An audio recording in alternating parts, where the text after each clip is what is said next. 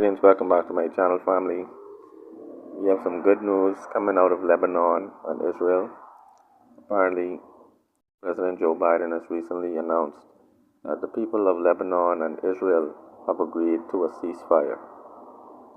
The months of fighting between Lebanon and Israel have finally come to a conclusion as successful negotiations by President Joe Biden have indeed proved to be fruitful.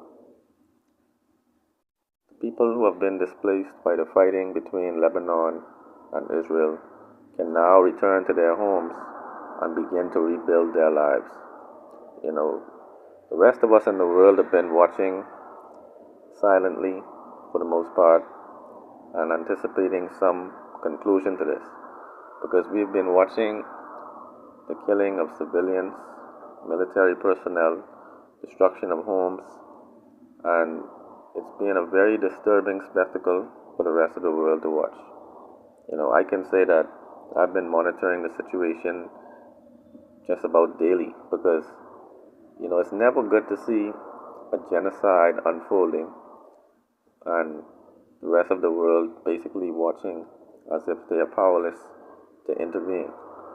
But America has been playing the role of arbitrator, mediator between these parties. One can argue that America and Israel seem to be in cahoots.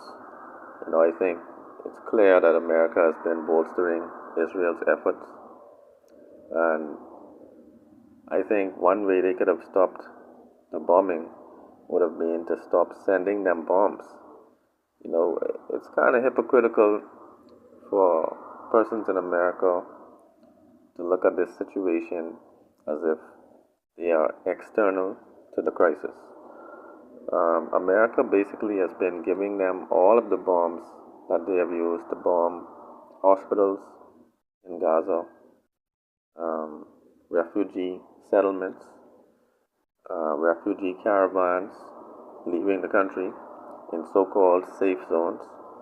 And so I believe this could have been achieved before the negotiations even began if America had said to Israel, "We will not send you any more missiles, any more cars, any more planes, any more spare parts until this war crime, until the genocide, until the killing of innocent people would have subsided, would have been stopped." Family. But nevertheless, it's encouraging to know that both sides agreed to a ceasefire, because it almost seemed impossible based on the reasons that each of them are engaging in the conflict. Lebanon has always maintained that they have been bombing Israel or attempting to bomb Israel as a show of solidarity with the people of Gaza, with the Palestinian people who have been displaced by the invasion. And Israel has basically been waging a war in the remainder of Palestine, trying to basically recover the hostages who have been taken out of their country during the conflict with Hamas. But family, be that as it may, we will continue to monitor the situation to see if this peace treaty is maintained. I was hoping that the implications of this would mean that the conflict in Gaza was also about to be concluded. Because if they agree to any terms for a ceasefire, this must mean that they agree to scale down or cease the activities that have been causing the deaths of civilians and Arab Islamic persons in Gaza, Lebanon, Syria, etc. Family, let me know your thoughts in the comments below about all these dynamics. One love.